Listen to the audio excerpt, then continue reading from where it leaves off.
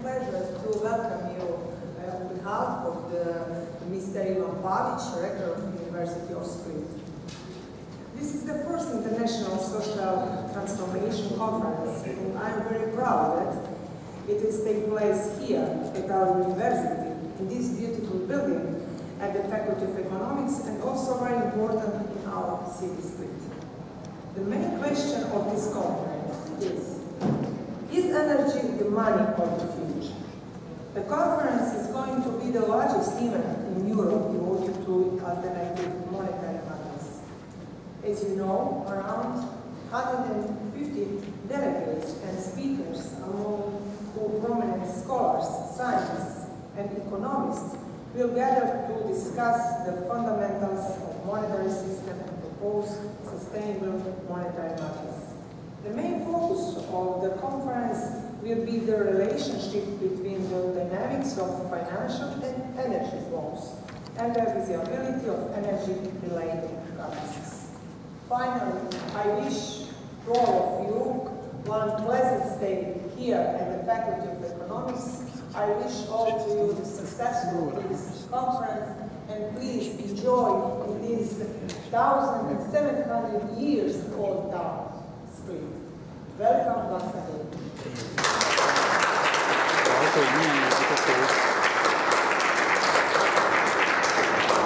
Thank you, Professor Ramjan.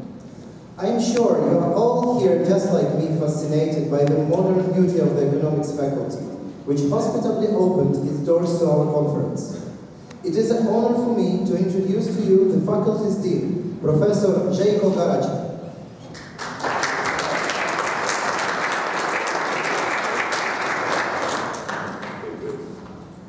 Ladies and gentlemen, distinguished guests, representatives of various institutions, colleagues, all participants for the first International Social Transformation Conference. I'm honored as the host of the conference to welcome you to the University of Split Faculty of Economics. I especially want to welcome Mr. Josef Harris. I said the good spirit of the conference, the founder of the 40 Foundation, which is the main sponsor of this conference. I also welcome some few important people like academician Ivo Schlaus, the president of the World Academy of the Art and Science, Professor Academic Momir Đurović,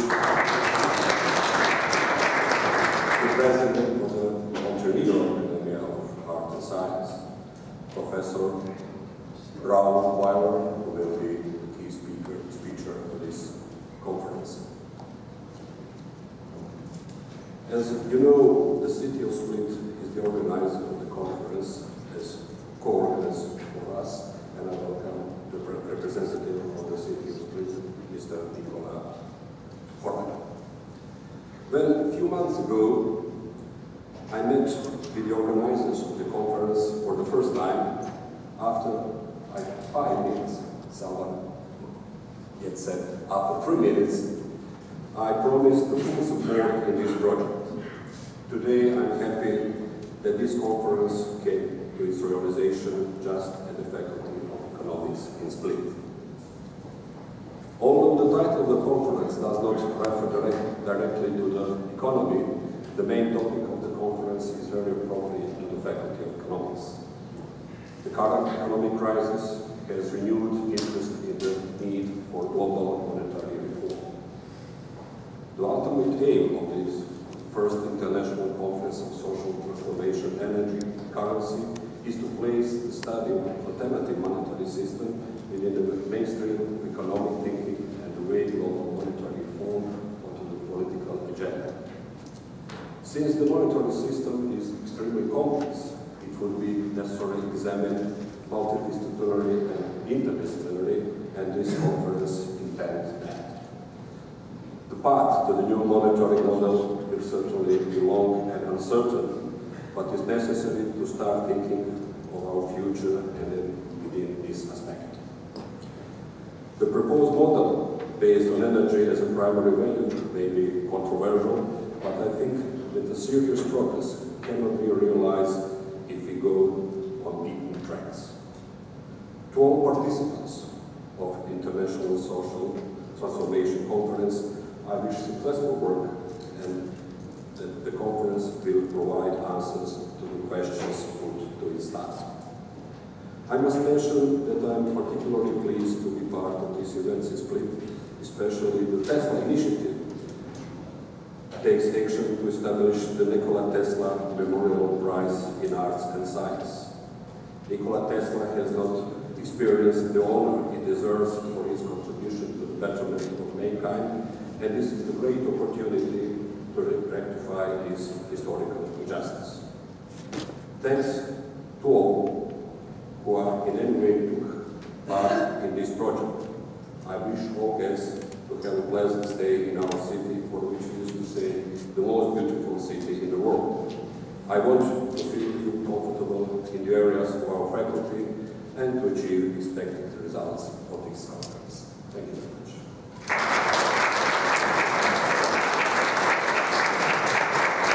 Thank you, Professor Garaci. The help that the organizers received from the faculty staff, led by the Dean and Professor Maja Fredotovic, is truly unmeasurable. I would ask for a special extra applause for them. Thank you.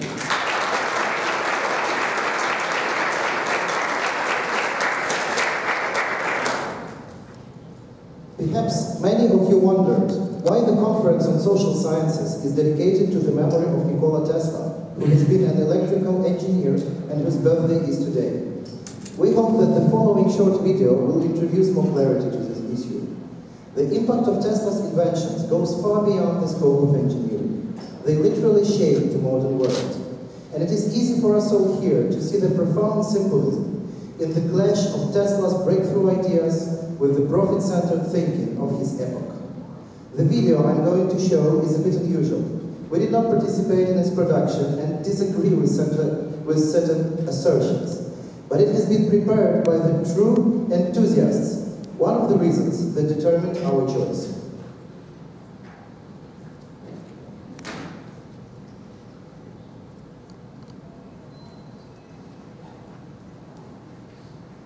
Nikola Tesla was born on July 10, 1856 in the territory of modern-day Croatia to his two Serbian parents. Tesla grew up into a bright, inquisitive, yet eccentric child who found himself fascinated by the world around him. Tesla once tried to fly by jumping off the roof of a barn while holding onto an umbrella.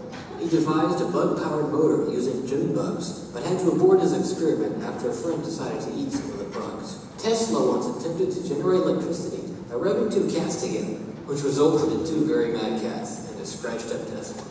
On June 6, 1884, Tesla arrived in the United States. He was hired by Thomas Edison to do basic electrical engineering, but moved up to redesigning the direct current generators that ran Edison's business. Edison offered Tesla $50,000, or about $1.1 million in today's currency, to make these improvements. After completing this assignment, Tesla asked about the payment for his work. Edison didn't pay out the money. He claimed that he wasn't serious about the payment, that Tesla didn't understand American humor. Tesla eventually left Edison's company and partnered with George Westinghouse in 1888 to commercialize his system of alternating current. The problem here is that alternating current competed with direct current, which Thomas Edison built his entire monopoly on. Thus began the war of the currents. Edison started a massive smear campaign against Tesla and alternating current, trying to scare people away from using it. He spread false information about it, lobbied against its use, and went so far as to electrocute a circus elephant in public. Basically, Edison was a jerk. Direct current had plenty of its own faults. It was the cause of death of countless children and created numerous house fires. Also, the maximum reach of direct current was about 2 miles, which meant a substation had to be built to continue the current. To this day, they would still be building substations if they were going to get electricity across the U.S. Tesla's alternating current could go for hundreds of miles. Lights running on alternating current were bright white, unlike dull yellow lights running on direct current. Eventually, Edison had to give in to the demands of the people and had to go with alternating current. Tesla's influence spreads much further than electricity. He had over 700 patents and came up with ideas such as robots, spark plugs, the electric arc lamp, an X-ray device, bladeless turbines, wireless communication, laser technology, neon lights, remote control, cellular communication, an electrical bath to remove germs, radar, and much more. Tesla died from heart failure in a room of the New York Hotel on January 7, 1943. Despite his fame and influence on the world, he died with significant debts and all alone. While Edison is known as the inventor of the century, Tesla is only acknowledged as a paragraph in today's history books, forgotten and unappreciated. Thus ends the story of Nikola Tesla, genius and inventor. Thank you.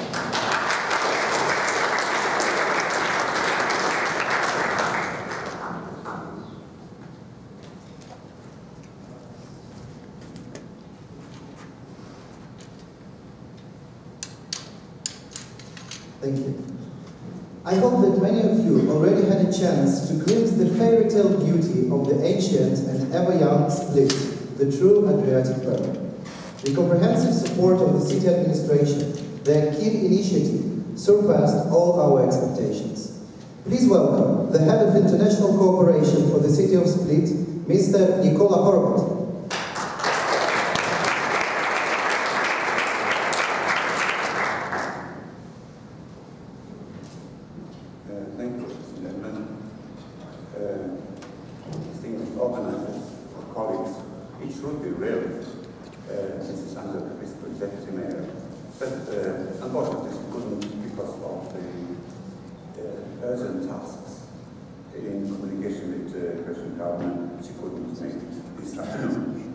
She sends her greetings, and I would like to wish her healing.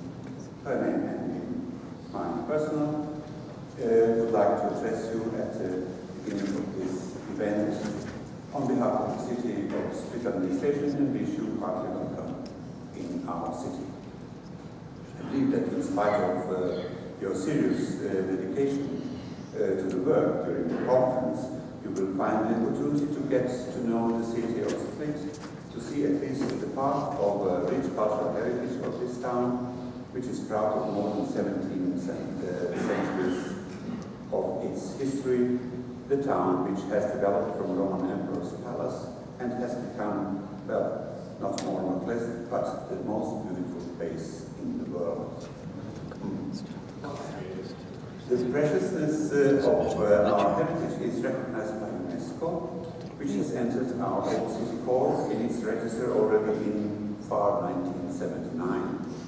I hope that during your stay you will truly experience the Mediterranean temperament, not only temperature, the temperament of citizens who have always been welcoming their guests with open hearts. In spite of its 1700 years of history, Split is in fact a young city. I tell it so because the University of Split and Faculty of Economics, one of its components, the present venue of your conference, has 26,000 students. We are proud of professors and scientists of our university, and as well of students educated here, fully confident that a city supported by such a university has unquestionable future. One of development features of our town is tourism, particularly congress and cultural tourism. The clients we would like to attract are highly demanding. However, I'm sure that we shall manage in doing so, in spite of the fact that the moment is really unfavorable considering the economic situation worldwide. The topic that this conference deals with is very complex, and modern times place new challenges ahead all of us. It is hard to say that the future is uncertain, since it is always such. However, we all certainly understand that mankind simply has to make some changes if it wants to survive. Hoping that this conference is going to contribute to tracing a brighter future, I wish you a lot of success in your work.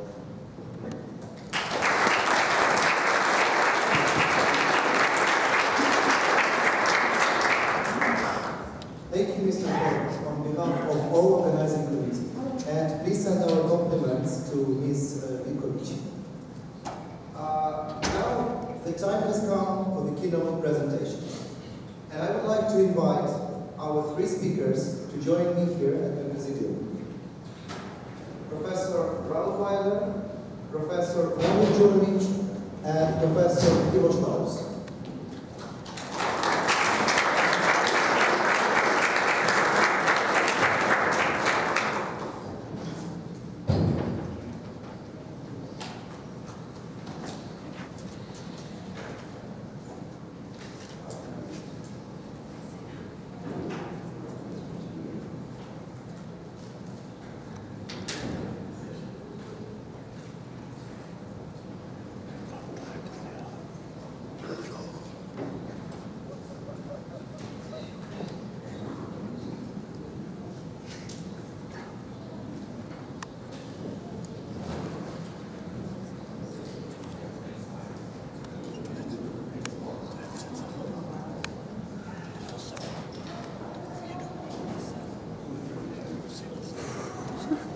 Our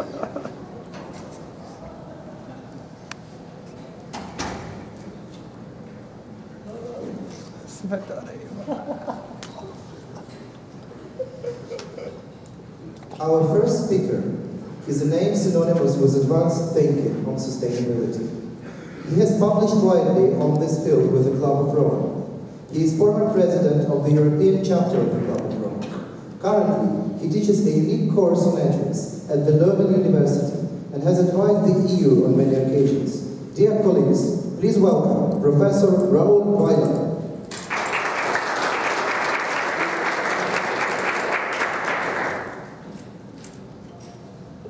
Thank you very much. Good afternoon, ladies and gentlemen, colleagues. So the initiative to organize meetings, discussions, opportunities about the transformation of the social system and others is a major concern of many, many people, thinkers and activists. So I tried to say some words on where the question mark is the civilization, our civilization in danger, or as a whole, the entire planet. And so let me give some names of people who have written about it, and some of you may know them all, by the way, but they're known. Lester Brown from the International, the EPI, sorry, Earth Policy Institute, Washington, D.C. Dennis Meadows, of whom I showed two slides, has been one of the co-authors of the famous report of the Club of Rome, The Limits to Growth, 1972. This year we are celebrating the 40th anniversary of the report, which is somewhere in the direction of Tesla, perhaps. James Lovelock, the writer of a hypothesis in the beginning of Gaia, which is absolutely fabulous to my understanding, and is now evolving to a theory, an accepted theory, at least for parts of it, he is saying. And last, very loved author is Edward O. Wilson, biologist of Harvard, who has written many, many books, and there is one I certainly would recommend. And his last chapter, the title of his last chapter is Humanity Suicidal? So apart from that, these are pictures of opinions, of analysis, of observations for many, many years. In the meantime, since about 20 years, the IPCC is born. It's representing now about 2,000 scientists or even more, and has contributed, to my understanding, in an extraordinary way, the understanding of our planet, of our Earth.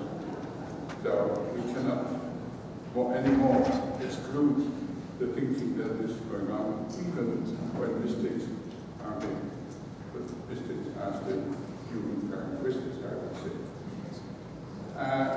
Before starting the reasoning on civilization and the change and the transformation of world vision onto functionalism, the first slide is from Dennis Meadows. He's down and repeats again, the CO2 concentration in the atmosphere. So where we were, and no, sorry, I want to stop. I wanted to point, is there a red light? No, the laser point. Sorry.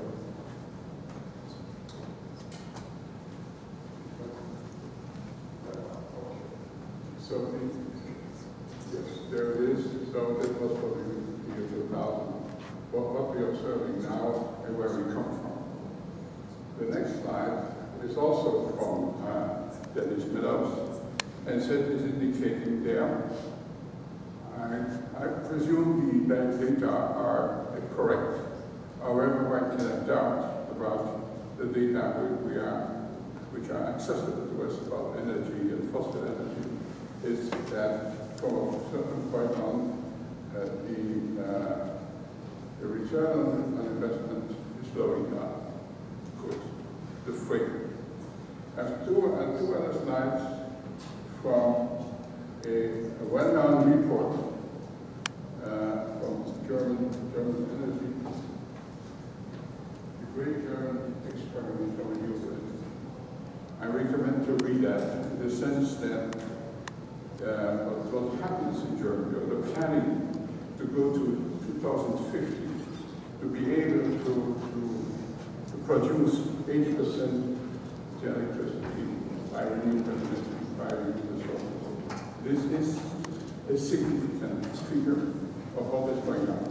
It is a policy figure, of course, so we don't know if this will be maintained along the democratic process, but nevertheless, yeah, the following one is sort of the big, sorry. This one here, 80% of the revolution will be good. This is Germany, the picture.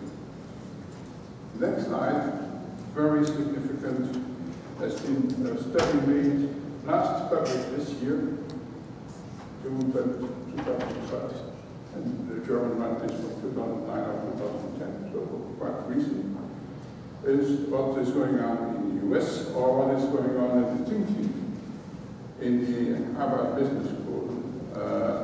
And so I bring that. What is presented there is what is going on for 23 countries, oil producers, the increasing of the capacities of produce, the increased value. And in total it's about 20%.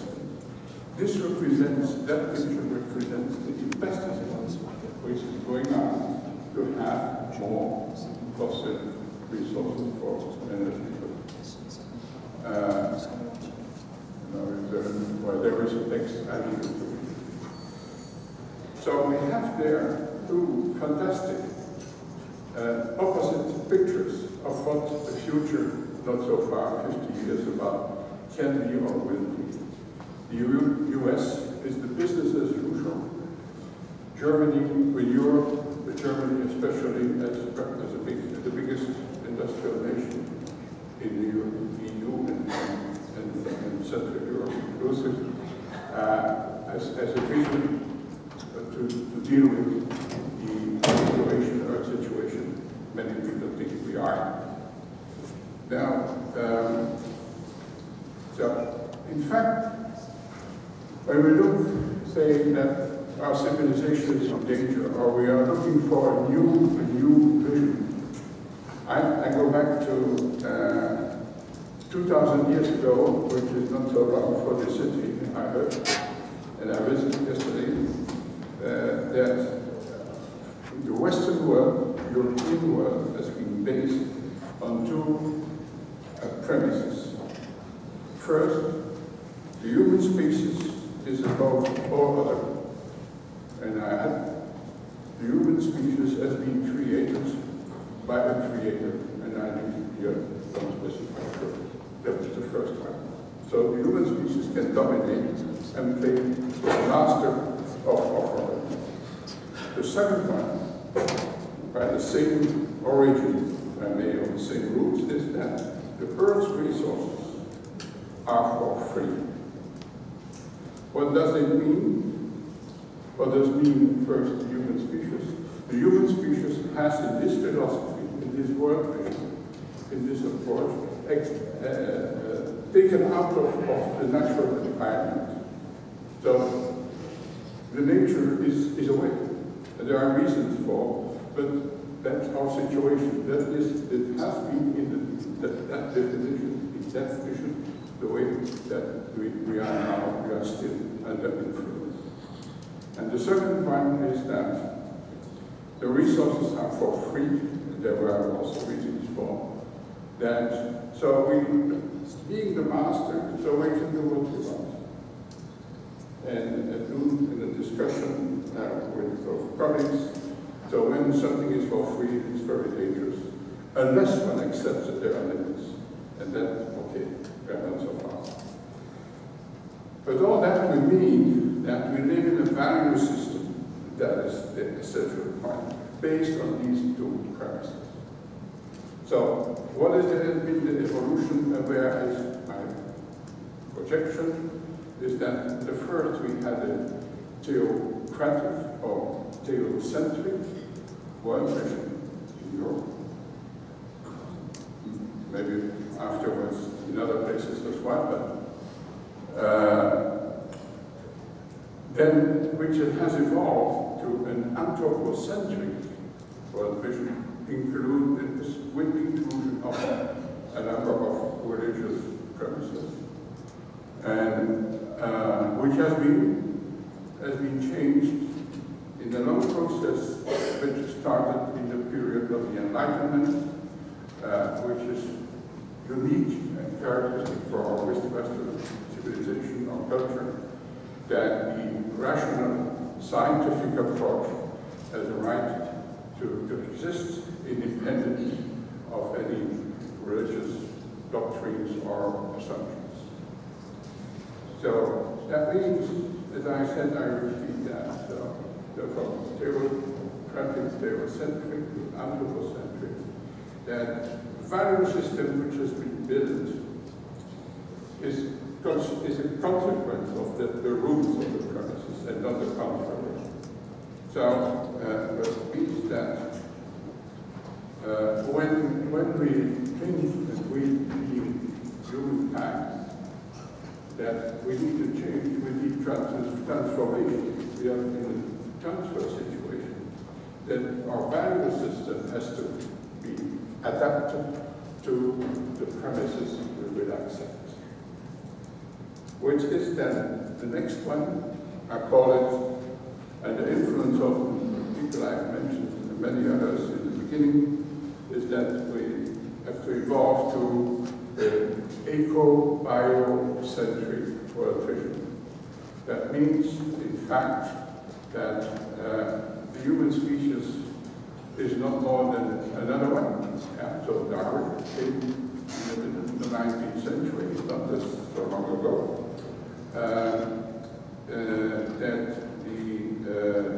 the Earth resources have their limits, and that we have to not, the word obey is not good, but to obey the limits imposed. And that refers in some way what IPCC is doing in that very first slide. So, there is another concept which I didn't mention, but you certainly know, the more that the funder, so it's a footprint concept by Matthijs van Canaren, who has been on recently, a couple of weeks ago, that he's saying that today already humankind needs 1.5 Earth. So I know one can discuss the calculation way, I know that. So, but nevertheless, giving the change is important, that we are running somewhere. And I think that our state, that our civilization has roots, basic roots in nature, in the earth, in the ecosphere, in the earth sphere, in Gaia as a total. And Gaia in this context is the integration of the atmosphere with the biosphere and the lithosphere. And Lovelock, one has not to agree with everything that James Jacobs and Lovelock has written. However, this is a real vision, and added to that this triumvirate or triad, it behaves as a physiological system, auto-regulating according to the system, to the parameters that are changing, and in this case, we are changing. So, I'm running out of time. Not yet? No? Okay.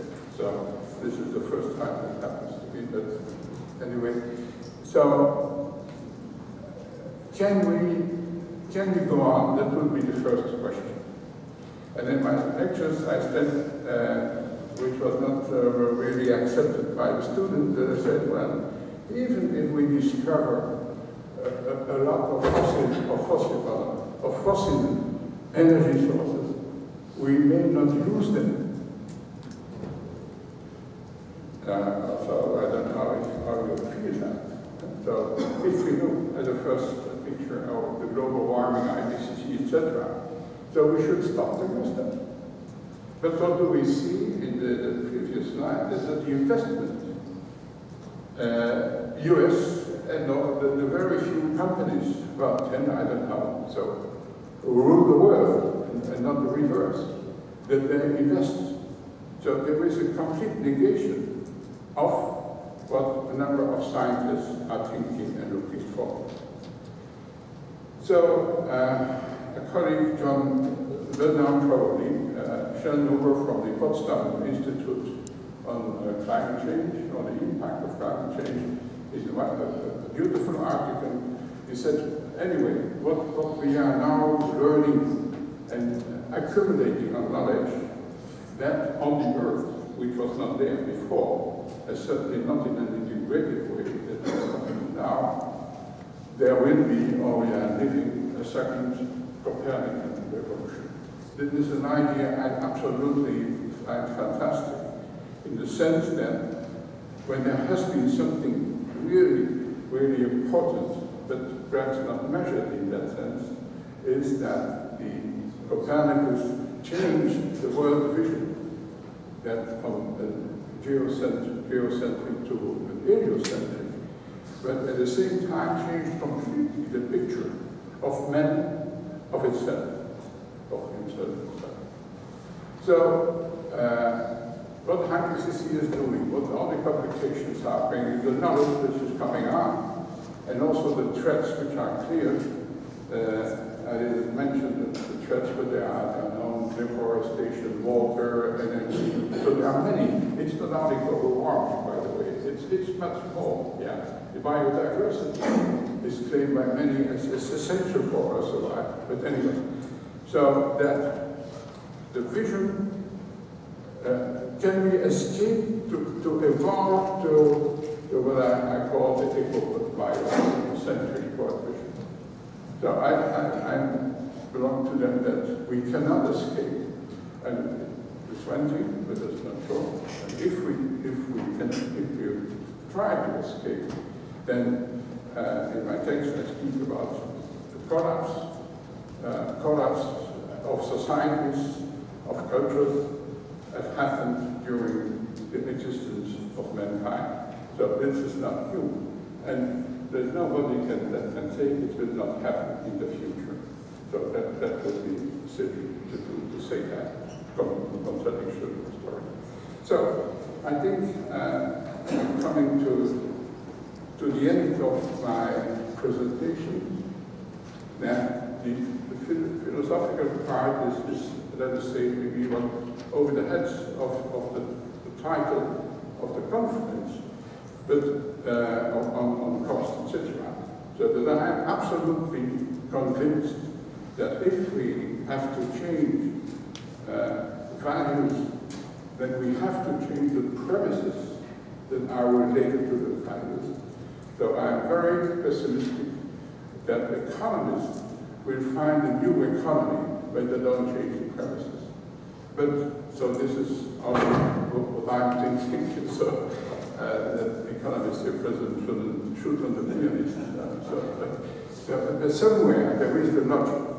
And so where it will evolve, I don't know, as many others don't know, but still I think that we have to focus on the premises on which our society is built. So I thank you for your attention.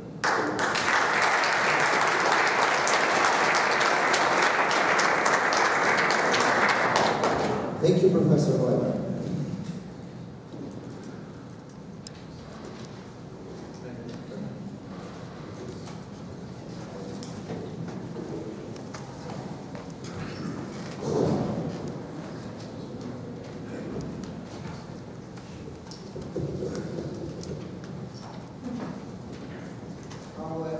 Our next speaker is one of the great motivators and activists of scientific cooperation in the area of scientific cooperation and energy science. He is recognized as a bridge builder between the research environments in the EU, Central and Eastern Europe, and the Commonwealth of Independent States. His specialty is energy and high energy physics. He is not only president of the Montenegrin Academy of Science, but also member of the Club of Rome, European Academy of Science, and World Academy of Arts and Sciences. Dear colleagues, Professor Momir Đurović.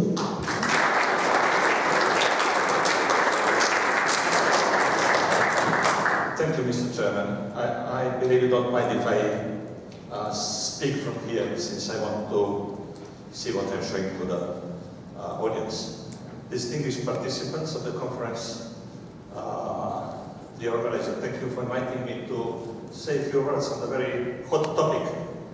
A friend of mine, Gilbert Fine, knew that I spent most of my life in energy, so he asked me to speak on the very intriguing title, energy versus power. You can talk on different things when you think on energy versus power. From the physics point of view, from a humanistic point of view, from many other points of view.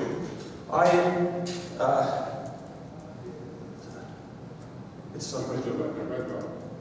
I'm pressing the right one. So, this one. Okay, sorry. So I'm going to talk to you on the definition of what's work, what's energy, what's power from the point of physics. That's for students, that's what we do lecturing to the students, or to talk on the definitions, what's work, what's power, what's energy, and so on and so on, or to talk to you on the forms on the energy. I want just to talk to you on the problems which we have with energy today in this civilization. The question with the energy is shown really on the bottom illustration. It is amusing how energy has been used in the only last few centuries by a human being, and that is what is producing the most of the problem today for this civilization. Generally speaking, if you look to the ages, growth of population and growth of the use of the energy, world consumption, then it is easy to recognize that the gradient of energy consumption is higher than gradient of increase of the population. So we know definitely that the major problem today is the energy, and energy is treated in different ways today. Recently I read even that the main cause of nationalism is the energy. You can define problems of energy in any way. You have to distinguish different terms concerning energy. Primary energy use in the world looks as it is shown here. And as Mahatma Gandhi said, that enough, the world has enough for everything's need, but not for every man's greed. That's very nicely shown by the consumption of the primary energy throughout the world. I had to go fast to the slide, you can have it if you want later on in flash. The problem is that 20% of the world population of industrial countries uses 80% of the world energy. And that's what is the really, this figure 10 to the 6th. If you consider growth of average energy consumption per capita, taking in account increase of population, increase of energy consumption, then you can end in the last millennium that the rise of energy consumption has risen roughly to the 10 to the 6th. And this is nicely shown what we have today by the Human Development Index, energy consumption, kilowatt hour per person per capita. And the problem we have today is to push countries on the right-hand side to the left-hand side, to push countries from the left-hand side to the right-hand side, and then all of them to push down. And that is a problem we have to face and we have to solve. Today we use roughly 30 to 40 terawatts of energy, and 2050 that figure is going to at least double or even triple, and that is something we have to face in all means, especially economically. I'm not going to say that. That is what is going to happen if we want to satisfy in the next 2 decades minimum needs of energy for growing population, that is between 200 and 300 gigawatt of energy in new generating capacities. If you know that generating capacities have to be replaced, then that figure comes probably to the double or even triple size. What that means, it is easy to speak on energy, on everything, but you have to know, and probably to get astonished, when you know that 1 gigawatt of electrical power, which we use the most, is equivalent to 3 million tons of coal per year. It is equivalent 20 kilometers square solar cells, today's energy efficiency technology. 200 square kilometers of windmills, 2,000 kilometers square of fast-growing trees, and so on, coming to 3 tons per year of helium-3 to supply, for example, China only today. So that is something what we have to face and what we have to fight. If we want to reach in developing countries level of energy consumption which is now in USA or even in Europe, which is roughly 45% of USA consumption, then it is going to be in 2100 year factor 6 of increase in energy. In China and India it is going to be reversed. So energy consumption is obviously it is increasing because of economic development, especially in developing countries, and because of the growth of population. And if you want to satisfy 10 billion people with elementary needs of energy, that is equivalent of 900 million barrels of oil per year. Astonishing figures. So how we can solve the problem? The only possible way to solve the problem is on the Earth's energy budget. That's energy from the sun and chemical energy in the soil. There is no any other solution at the moment. We can't import steel from other bodies from the universe, not only planets, from the moon. The moon is full of thorium. From the moon, moon is not planet. So we don't have technology in this to be efficient. So we have solved this problem using sun and using coal, oil, and nuclear. We get from the sun roughly 100,000 terawatt from sun. Using today's, that's distribution in the water line and so on, using today's technology, for example, in photovoltaic, roughly from 10 to 18% most, that's only 0.23% of the surface. Or using, for example, biomass, 1% efficiency, it's only 4.6%